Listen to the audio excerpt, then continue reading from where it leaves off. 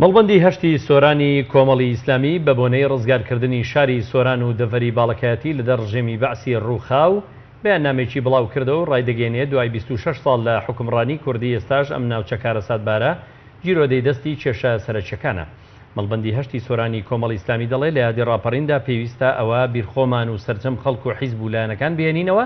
کە ئەم دەستکەوتە گرنگانەی ئێستا بەرهەمی خەباتی سەرجەم حیزبەکانی ئەو کات و بەشداری خەڵک بۆ لە ڕاپەڕیندا بۆی ئێستاش پێویستە ئەو دەستکەوتانەوەکو خۆی بهێڵینەوە و پارێزگاری لێ بکەین و بۆیە لەم یادەدا باشترین وەفا و ئەمەکداری حکوومەت بۆ خەڵکی کوردستانەوەیە کە خزمەتگوزاری بگەێنێتە سەرجەم ناوچەکان و ئاوڕی جدی لە ناوچە وێران کراوەکان بدرێتەوە بە تایبەت دەڤەری سۆران و باڵەکایەتی. بەڵێ لە بەشێکی ڕاگەیەنراوەکەدا تووە هیوادارین بتوانین بە هەموو لایەک خزمەتی زیاتری خەڵک بکەین و ڕاستگۆ وەفادار بین لەگەڵ خوای گەورە و خەڵکی خۆمان وە پێویستە ئەمیادە بکەینە هەوێنی بەخۆداچوونەوەی سەرجەم دەستکەوتەکانی ڕاپەڕین و نەیەشتنی گەندەڵی لە دام و دەستگاکان و بەرپاکردنی عەدالەت و دەستپێکردنی هەڵمەتی چاکسازی فراوان لە سەرجەم ئۆرگانەکانی حکوومەتدا.